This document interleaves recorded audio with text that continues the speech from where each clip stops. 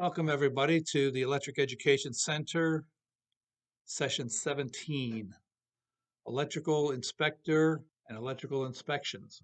What is an electrical inspector? Well, he's the person that's underwrites the installation or approves or does not approve the electric work installed by the contractor. He's an underwriter. And to underwrite means to accept the liability of the installed electrical work.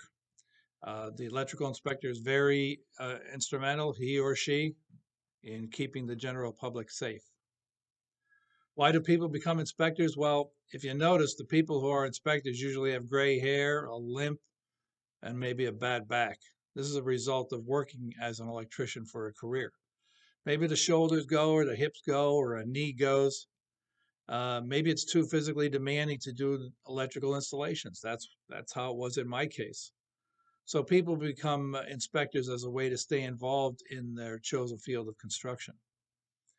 Rich, is this a man's game only? No, absolutely not. I personally know or know of 8 women who are performing electrical inspections, and all are very good, successful inspectors, by the way. Some came through the IBEW or the contracting ranks, and one at least came up through the state labor and industry division. Who can or should be an electrical inspector? Well, hopefully it's someone who's been in the trenches, someone who understands the contracting business and knows what it's like to work in the career where you don't know where your next paycheck is coming from. I think just a modicum of empathy for fellow professionals will go a long way towards your being an electrical inspector. You have to be very knowledgeable about the NEC to be an inspector, or at least very willing to learn how to use it and understand it and be very knowledgeable about it. You have to be willing to learn. You should be experienced in the trade. You should be someone who has been there, done that.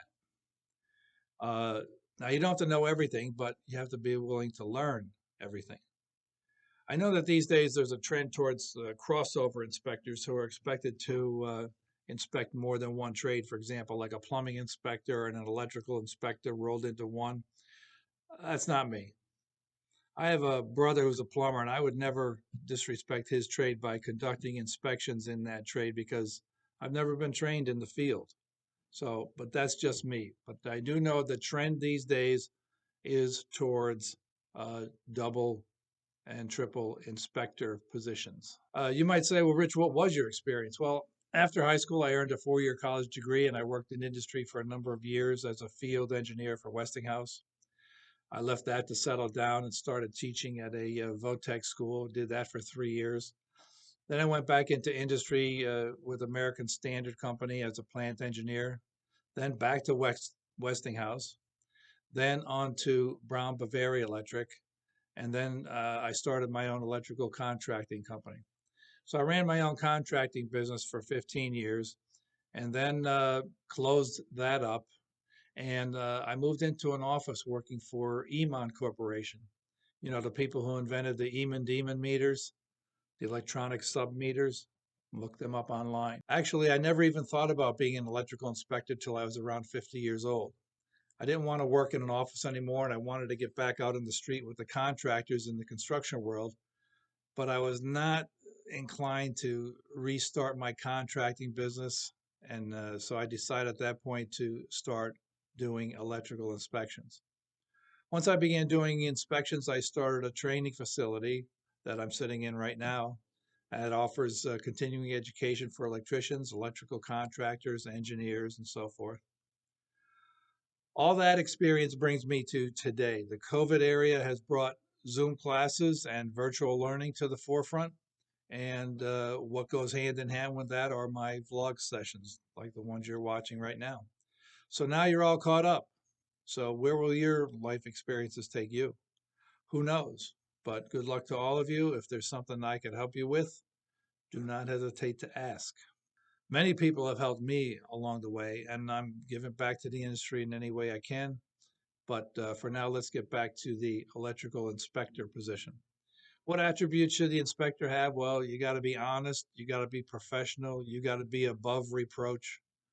You have to have knowledge of the NEC, that's mandatory. And that means that If the answer is in the NEC, you as an inspector must be able to locate it. The uh, inspector also has to have a willingness to devote his time to continuous study of the code. He has to be able to, or she has to be able to explain the NEC code to others. He or she has to be able to relate on a professional level. Things you want to do as an inspector, you want to show up on time and make it convenient for the client. Uh, you want to pre-study the necessary code section before you arrive on the job. You have the contractor or the electrician to escort you around the project. Keep a sharp eye and notice all details. Don't be afraid to refer to a checklist while performing inspections, especially when you're starting out. If you're making a pool bonding inspection, for example, you would want to review Article 680 the night before you go out to do the job. Jot down some notes to take with you. There's no problem with that. Guessing at things is what is a problem. You don't want to be guessing at anything. So how do I get started, Rich? Well, first and foremost, there are exams to pass. The ICC, the International Code Council, has 3 basic inspector exams. The first one is 1 and 2 family dwelling units. That's a minimum requirement for someone who only wants to inspect residential projects. The second exam is electrical general. This is the minimum requirement for someone who wants to inspect commercial projects. The third exam is plan review. This exam has to be passed if you desire to do plan reviews and review plans that are submitted to the city or the township or some other municipality. As a plan reviewer, you would be approving or not approving the planned installations. After that is employment. I know many inspectors, but I cannot name even one who has started out on his or her own doing inspections without first working for an established agency or inspector group. You need this training opportunity to learn the ropes, to get your feet wet. You need the backup and the knowledge of others who have been doing inspections for years, and these people will guide you. You need the umbrella of safety and guidance that an established agency can provide while you learn how to conduct yourself during an inspection. You'll learn how to sticker a job and how to complete the necessary paperwork. These are things that are not very easily learned on your own. So, Rich, I've got my experience. I've passed my exams. How do I get started? Well, you would submit your employment application to a third-party agency, for example, or to the Department of L&I for the municipality that you're interested in. Just a note here, not all states allow third-party agency model of inspectors. You may also have to pass state exams, like the state of New Jersey is very particular. A third-party agency that I mentioned earlier is a disinterested party. The first party being the building owner, and the second party being the contractor. The third-party agency, the electrical inspector, comes in and is totally disinterested. He doesn't want to hear anything about how much money a customer has or doesn't have, or how poor they are, or anything like that. That's of no interest to the third-party inspector. As a contractor now, before the inspector gets to the job site, be sure to have the job drawings on the site. Don't rely on a homeowner to give the inspector a tour of the job. They know nothing about it. Don't say something to an inspector like, hey, I don't know why you have a problem. I've been doing it this way for 20 years. Well, all that means is that you didn't buy the last 7 code books. That's all that means. Don't bother telling the inspector that the homeowner doesn't have any money. Like I said, it's irrelevant to the inspection. Remember the definition of the third-party agency I just gave you? The third party is a disinterested party. Doesn't want to hear about the financial situation of anyone. So the inspector is one which is not influenced by financial consideration of the building owner. That has nothing to do with his inspection. Another tip for you contractors, the words existing and grandfathered don't mean the installation's been there for a couple weeks. So don't use that term indiscriminately. I said in an earlier session of this vlog that I was blessed to have worked with some of the finest individuals in the trade, and that is the foreman and the four women who run the jobs.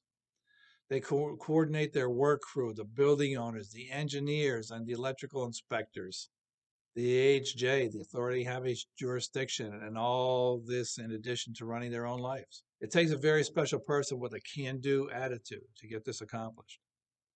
The best four persons I worked with were the ones that showed off their work with pride. They couldn't wait to give me a tour and explain everything that was going on. And a lot of them always had questions lined up. What does this mean in the code? What does that mean in the code? Whenever I got to a job and I ran into a clam mouth with a sour disposition towards the inspector, I knew it was not going to be a fun experience. Thankfully, that didn't happen very often. One thing you got to remember as a contractor or as an electrician, the inspector is just like you. She's just trying to do the best job she can in the field that she has chosen. The louder you scream does not make you the more right person. The contractor and inspector should refrain from ever bad-mouthing each other or their colleagues and treat each other with respect. I learned that tip from an inspector who was a lot younger than me. Do not badmouth your colleagues. If they're bad, you're bad. If they're wacky, you're wacky. Do not badmouth your colleagues. As an inspector, you have to remember it's not your duty to embarrass the electrician or the contractor in front of the GC, or worse yet, the building owner. Do not tell a GC what an electrical contractor has done wrong unless you're under contract to do so. When I would run into a glaring problem on site that could not be discussed in front of anyone, I would always say to the contractor, listen, I have those drawings for you out of my car. Let's go out and take a look at them. The contractor or electrician had no problem getting my message. Then the two of us would go out and discuss the problem out of earshot of the GC and the owner. And I'm telling you, nobody likes to be embarrassed in public. Nobody. Do not dress down a contractor or an electrician on the job site. As an inspector, do not do that. As an electrician, you do not start some kind of a crazy argument in front of everybody else and start yelling at the inspector and calling them names and everything. You don't do that. The two of you go outside to the car and discuss things out there amongst yourselves. Also, as an inspector, do not use the phrase, I'll let that go, or I'll let that go this time. All that does is encourage the installer to say to you on the next job, hey, Rich, remember you let something go on the last job? How about letting something go on this one? Okay? No, no, no. As an inspector, as the AHJ, you have the power to approve or not approve. And that's it. Also, an inspector should not say, I wouldn't have done it that way, and do it over, or I've never seen it done that way. Who cares what you would have done or what you've seen? Who cares what way you would do it? Who cares if they've never seen it done this way? Nobody cares about that. Just inspect to the code book. So let's assume the inspector's name is Tony. Do not inspect to the book of Tony. Inspect to the National Electrical Code. Inspect to the NEC. Early on in my inspecting career, I had some of my corners rounded off by a person I consider a professional, a guy named Jerry Schaefer, who along with his brothers runs a very successful contracting business. And he said to me one time, he says, Rich, he said, you're such a nudge. And I got the message. He said, don't make suggestions to my guys in the field. Just inspect according to the code book and the drawings, and that's all. If somebody wants a change on the job, let them put in a change order and go through the proper channels and submit a change of work form. I never did tell Jerry that it was his own electrician who made what I thought was a good suggestion. I just happened to agree with him. But by the time the story got back to Jerry in the office, it had evolved into that I had made the request when I did. That's no big deal. I never let it bother me. And we got along fine all during my whole inspecting career. From then on, I followed his advice and I kept myself out of a lot of trouble during my career. Just inspect to the code book and the job drawings. That's it. Leave your personal druthers out of it.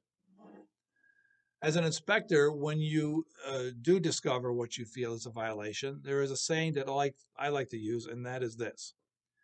If you're going to cite it, you must be able to write it. Cite is spelled C-I-T-E. It's just like when a state trooper gives you a citation for speeding, he doesn't say, I would never drive that fast. Nobody cares what he would do.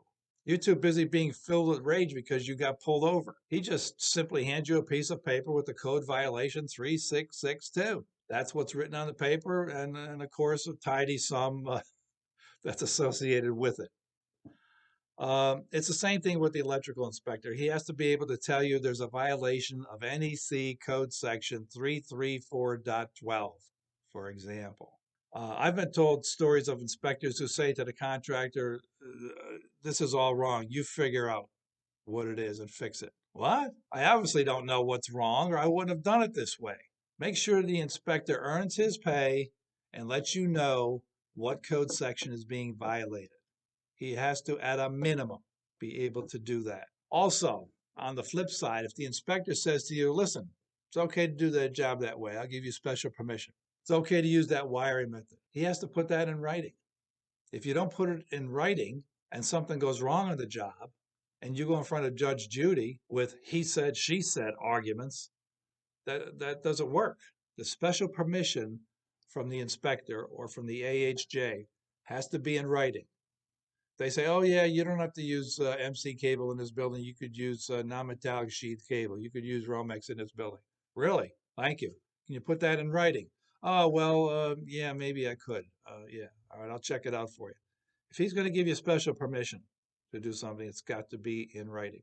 As I have mentioned before in other vlogs, the absolute best thing you can do if you want to be an electrical inspector or learn more about it, you've got to join IAEI, International Association of Electrical Inspectors. The majority of members are electricians and electrical contractors. They are not inspectors. But all the good inspectors are members of that association. That's where we learn. That's where we learn about the code. They put out an excellent magazine 6 times a year, and they offer all kinds of training. We have a local chapter here in the Philadelphia area. It's called the Benjamin Franklin chapter, and they do training 8 months out of 12. We don't do anything in June, July, August, or December, but that's where all your competition and your peers are getting their education. So you better get involved also. Join IAEI today. Even if you're a student, they have a student rate. So join up. So there's a little bit of advice when you're the contractor and you're dealing with the inspector, or when you're the inspector and you're dealing with the contractor. I'll see you next week for session number 18, but for now, Van Wert out.